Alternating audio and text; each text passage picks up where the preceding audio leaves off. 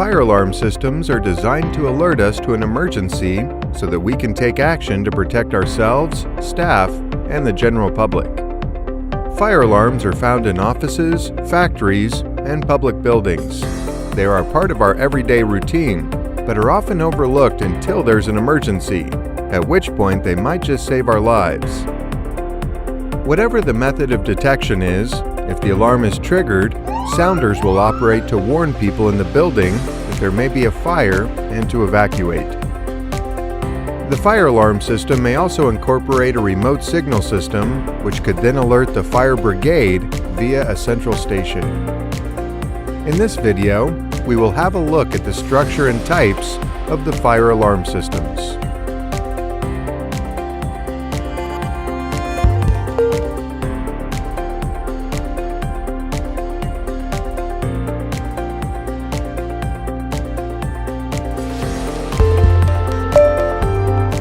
Before we get started on today's video, if you love our videos, be sure to click the like button below.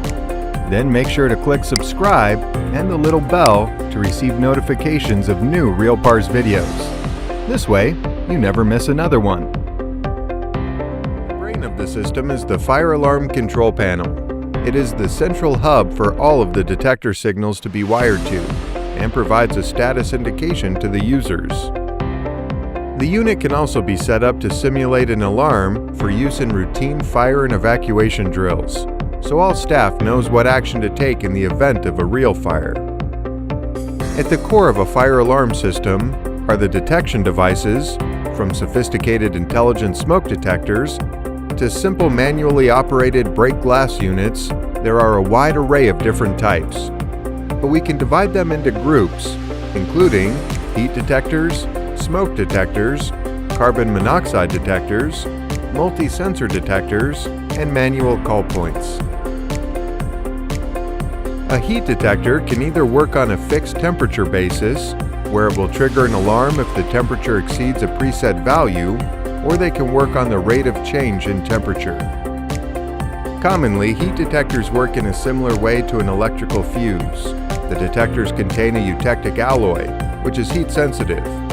When a certain temperature is reached, the alloy turns from a solid to a liquid, which in turn triggers the alarm. There are three basic types of smoke detectors, including ionization, light obscuring, and light scattering. An ionization smoke detector generally contains two chambers. The first is used as a reference to compensate for changes in ambient temperature, humidity, or pressure. The second chamber contains a radioactive source, usually alpha particle, which ionizes the air passing through the chamber where current flows between two electrodes. When smoke enters the chamber, the current flow decreases. The drop in current flow is used to initiate an alarm. The light scattering smoke detector operates on the Tyndall effect. A photocell and light source are separated from each other by a darkened chamber, such that the light source does not fall on the photocell. The passage of smoke into the chamber causes the light from the source to be scattered and fall on the photocell. The photocell output is being used to initiate an alarm. In the light obscuring smoke detector, smoke interferes with a light beam between a light source and photocell. The photocell measures the amount of light it receives. The variation in photocell output is being used to initiate an alarm. This type of detection can be used to protect large areas, with a light source and photocell positioned some distance apart. Carbon monoxide detectors are also known as CO fire detectors, and are electronic detectors used to indicate the outbreak of fire by sensing the level of carbon monoxide in the air. Carbon monoxide is a poisonous gas produced by combustion. In this instance, these detectors are not the same as carbon monoxide detectors used in the home for protecting residents against carbon monoxide produced by incomplete combustion in appliances such as gas fires or boilers. Carbon monoxide fire detectors use the same type of sensor as those in the home, but are more sensitive and respond more quickly. Carbon monoxide detectors have an electrochemical cell, which senses carbon monoxide, but not smoke or any other combustion products. The multi-sensor detectors combine inputs from both optical and heat sensors and process them using a sophisticated algorithm built into the detector circuitry. When pulled by the control panel, the detector returns a value based on the combined responses from both the optical and heat sensors. They are designed to be sensitive to a wide range of fires. A manual call point or break glass call point is a device which enables personnel to raise the alarm by breaking the frangible element on the fascia. This then triggers the alarm. Fire alarm systems can be broken down into four main types: conventional, addressable, intelligent fire systems, and wireless systems. Let's spend some time considering each. In a conventional fire alarm system, physical cabling is used to interconnect several call points and detectors, the signals from which are wired back to the main control unit. Call points and detectors are arranged in zones to simplify locating the cause of the alarm. This is important for both the fire brigade and general building management. Each zone is indicated at the fire alarm control panel either with an indicator lamp, a text display, or in some cases both. It makes sense that the more we can divide a building into zones, the more accurate locating the alarm trigger will be.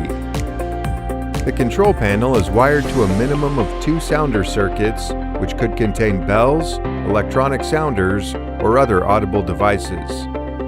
It is these devices which sound the alarm when triggered.